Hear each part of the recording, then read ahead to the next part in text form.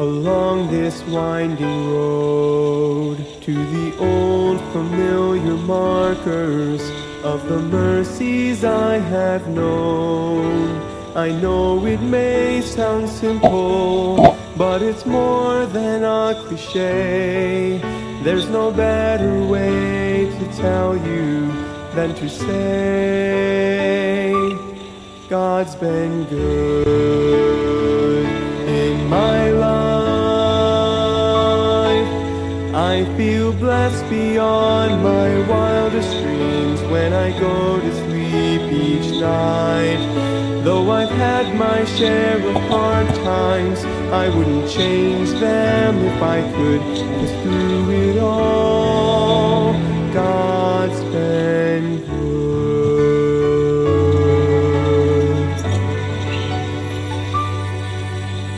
Times replay and I can see that I've cried some bitter tears, but I felt His arms around me. Okay, magandang gabi po sa ating lahat. Muli tayong magkaroon ng ating our daily words of encouragement for tonight. And ongoing po ang aming Daily Vacation Bible School, DBBS, or VBS dito sa Candon area at doon po sa Santiago. Umaga po doon at hapon po dito. Kaya please pray na meron po tayong patuloy na matrain, maturuan ng mga bata para sa ating Panginoon. Sa Santiago po ay 20 ilan sila? So 16. Opo, 16. Dito po ay siyam na mga bata. Salamat din po sa mga members ng church dito po na nagsusupport po sila. Ngayon, tumutulong dito para magluto at iba pa mga activities. So please pray and na ang Panginoon patuloy na mag-provide, magpala para sa mga pangangailangan po dito po sa Candon. Okay, tayo po ay manalangin muna. Dakilang Diyos, pagpalain niyo po ang inyong salita namin mag-aaralan sa gabing ito na may matutunan kami at muli ma-encourage, maabot ang mga pangangailangan spiritual ng bawat isa. I-bless you po sa bawat isa. Ito po ang aking dalangin sa pangalan ni Jesus. Amen. Luke chapter 9 po, verse number 37 hanggang 42. Sabi ng Biblia, "And it came to pass that on the next day, when they were come down from the hill, much people met him, and behold, a man of company cried out, saying, Master, I beseech thee, look upon my son, for he is mine only child. And lo, a spirit taketh him, and he suddenly crieth out, and it teareth him that he foamed again, and bruising him, hardly departed from him." Verse number 40. Verse number 40 po, "And I besought thy disciples to cast him out, and they could not. And Jesus answered and said, O faithless and perverse generation, how long shall I be with you, and suffer you? Bring thy son hither. And as he was yet coming, the devil drew him down and tear him. And Jesus rebuked the unclean spirit, and healed the child, and delivered him again to his father." Yun po ang mga talata. Alright? "And he delivered him again to his father." Ito pong istoryang ito ay about po sa paghil ng ating Panginoong Jesucristo sa isang lalaki, sa bata, with an unclean spirit. Alright? So, meron po siyang unclean spirit. And the Bible says, ni-rebuke po ng ating Panginoon. Yung rebuke po dyan ay charge. Ano po? Charge. Inutusan niya. And yung unclean po, of course, yung pure. Diba? So, merong impure spirit sa kanya. Baga parang mga evil spirit po yan eh. Okay? Unclean spirit. Pero chinarge ng Panginoon na umalis sila, and Jesus, the Bible says, healed the child. Yung child po, healed naman po dyan, ay cure or make whole. Alam niyo po, napakasaya po ng batang ito nung siya ay makawala dito sa unclean spirit na ito. Lalong-lalo na ang kanyang mga magulang na nawala po siya doon sa tanikala ng unclean, ang impure spirit na ito.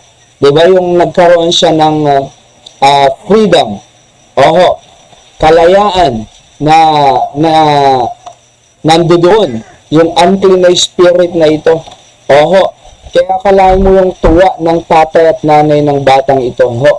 At saka yung bata mismo, gaano siya malaya na namumuhay na wala na itong unclean spirit na ito. Dahil po sa pag-charge, pag-command ng Panginoon na umalis itong unclean spirit na ito. Kaya nga, alam niyo po, napakaganda. Mamaya, bibigyan po natin ng application yun. Napakaganda. So, Jesus descending from the transfiguration to heal a demon-possessed boy whom the disciples failed to cure. Hindi po nila may cast out. And it highlights the contrast between heavenly glory and earthly demonic chaos. Jesus' authority over evil and a rebuke of the faithless generation. So the event showcases Jesus as the ultimate healer.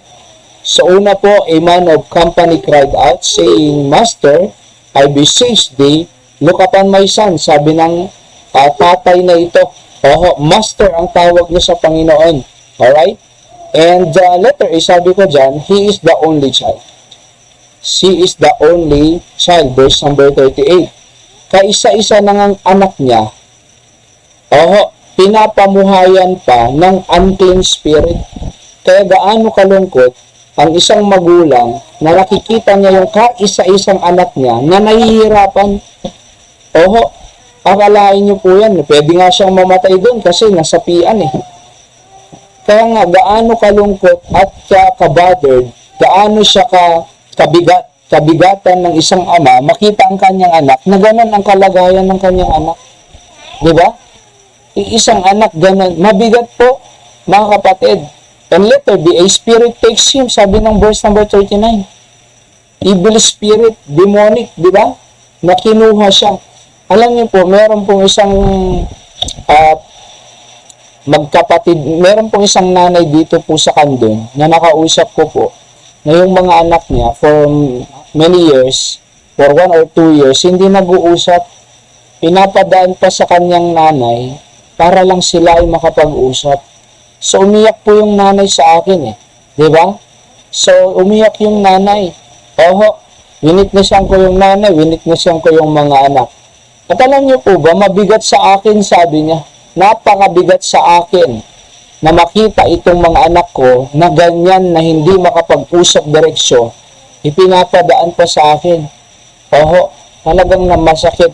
Ilang taon na po 1 or 2 years, ganun po. Pero winitnessan ko po sila, kinausap ko yung magkapatid, at gusto naman po nilang magkabati. Sa katunayan, nilibre niya nga ng Jollibee daw yung kapatid niya. So natutuwa po ako doon. Alam niyo kung bakit? Kasi ang Panginoong Jesucristo lang ang pwedeng makapag-tanggal ng ganong unclean spirit na nasa kanila. Unclean spirit po yun eh. Yung hindi sila nag-uusap magkapatid, unclean spirit yun. Yung nag-aaway silang magkapatid, merong unclean spirit. Minsan nga nagagalit daw sila sa nanay nila eh. Sinisigawan pa yung nanay nila. Kalain niyo po yan, anak, sisigawan yung nagsilang sa kanila at nagsakripisyo. Merong unclean spirit na impluensya ng mundong ito, ng masasamang impluensya. Kaya ganun po sila. So ano lang ang solusyon yan? Walang iba kundi ang Panginoon. Kaya I try to witness to them, tumanggap naman sila sa Panginoon, at nilibre pa nga niya. Napakasaya makita. Diba? Na gano'n, nagkakaayos, naaalis yung unclean spirit. Kaya gano'n din po yung mga anak natin, matigas ang ulo, ba't pasaway, ba't hindi nakikinig, ba't tamad, bakit ayaw mag-aral, bakit suwail, bakit hindi sumusunod sa magulang, dinidisrespect, sinisigawan, minumura ang magulang. May unclean spirit na impluensya nilagay ng sanglibutan sa loob ng kanilang buhay. Mga magulang, walang ibang magtatanggal po niyan kundi ang ating Panginoong Jesucristo lamang. Kaya dalhin po natin sila sa church. Sunday morning, Sunday night, Thursday night. Pilitin natin makarinig sila ng salita ng Diyos tungkol sa ating Panginoong Yesus. So, pangalawa, the disciples cannot cast him out. Hindi nila ma-cast out. The Bible says in verse 40. Yung tatay na ito, sabi niya, pumunta siya sa kanyang mga disciples, ang disciple ng Panginoon, para ma-cast out sana. They could not. Sabi ng Biblia. They could not. So, letter A, Jesus answering said, O faithless and perverse generation. Walang pananampalataya. Liko na henerasyon. Perverse. Alam niyo po, kung tayo po ay disciple ng Panginoon, ang ating panalangin po, araw-araw, increase our faith. Panginoon, please increase my faith. Pagka binibigyan ka naman ng struggle ng Diyos, problema, huwag kang magagalit sa Diyos. Huwag kang magtampo. Huwag kang lumayo sa Diyos. Ang prayer mo, mag-increase yung faith mo eh. Binibigyan ka ng pagsubok ng Diyos para mag-increase yung faith mo. Magagalit ka naman sa Diyos. Lalayo ka naman sa Diyos. Hindi. Ang prayer mo, increase our faith. Diba? Ngayon, yung struggle or problema, pampataas yun ng pananampalataya sa Diyos, kapatid. Kaya nga po, magalak ka kung merong ganun. Mahirap, di ba? Bilang tao, nape-pressure ka, na-stress ka, mahirap eh. Pero tandaan mo, yung problemang yan, tataas ang pananampalataya mo sa Panginoon. Nakikita mo pa ang kapangyarihan at biyaya ng Diyos. Kaysa imbes magtampo ka, lumayo ka sa Diyos, mag-backside ka, magtiwala ka. Makikita mo ang biyaya at kapangyarihan ng Diyos sa iangat ka nga dyan at tataas pa yung pananampalataya. Di ba? Letter B, Jesus rebuked the unclean spirit and he healed the child. Yun ang maganda. Sino po ang nag-heal sa bata? Jesus Christ. Ano po yung inalis niya sa bata? Unclean spirit. Ang anuman ang karumihan ng sanlibutan na impluensya na inilagay sa ating mga anak, kaya pong alisin ng Panginoon isa-isa yan. Vision nila, kalokohan nila, at katamaran nila, suwail, hindi masunod, kayang alisin ng Diyos yan. Dalhin po natin sa church. Sa ating pong principles of the Dimapatid, number 1, God's charge and cure. God's charge can cure and cleanse any unclean spirit. Pag ang Diyos nag-charge, makikure niya, mag-cleanse niya any unclean spirit. Number 2, God can heal any hard poor man. Ang Diyos, yung tatay na ito, alam niya, hindi niya kaya eh. Mahirap sa kanya. Pero dinala sa Panginoong Jesucristo, he was healed. Diba? God can heal any hard poor man. Let's pray, dakilang Ama, Diyos naming banal, thank you muli sa inyong salita. Natili nawa ito sa inyong mga anak. Bless niyo po ang kanilang pamilya, kalusugan, kalakasan. At naway patuloy na lumago pa po ang aming pananampalataya sa inyo. Naway, ito po yung motivation namin sa panahon na may problema kami, mga pagsubok, po kaming lumayo, umalis, mag-backslide, tampo sa inyo, kundi manatiling manampalataya sapagkat makikita namin ang kapangyarihan at biyaya ninyo at tataas po ang aming pananampalataya sa mga pagsubok at problema. Salamat po.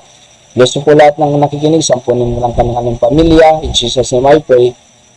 Amen. Magandang gabi po sa bawat isa sa atin, sa lahat ng nakikinig po sa iba-ibang panig ng mundo. God bless you po. Ang Panginoon magpala sa inyo dyan sa Pangasinan, dyan sa Bulacan, Pampanga, sa Batak, sa Ilocanja, dito sa Candon, of course, and dyan sa South Korea, sa Asia, sa Amerika, iba-ibang panig. God bless po sa inyo. At of course, sagra may nakikinig din po dyan, nagre-reply. Alright? So, muli, please pray for our Daily Vacation Bible School at umaga po sa Santiago, dito po sa Candon ng hapon, that God will provide for the needs of our dito pong DBBS. Ano po? At natuturuan natin ang mga kabataan na maglingkod at matuto sa Panginoon. Alright? So, salamat din po sa mga nagkaloob at nag-support para dito. Nanay Perlan. And ang Diyos po ang magpala sa inyo. Okay? See you po on the next episode of your Daily Words of Encouragement. Magandang gabi po sa bawat isa sa atin.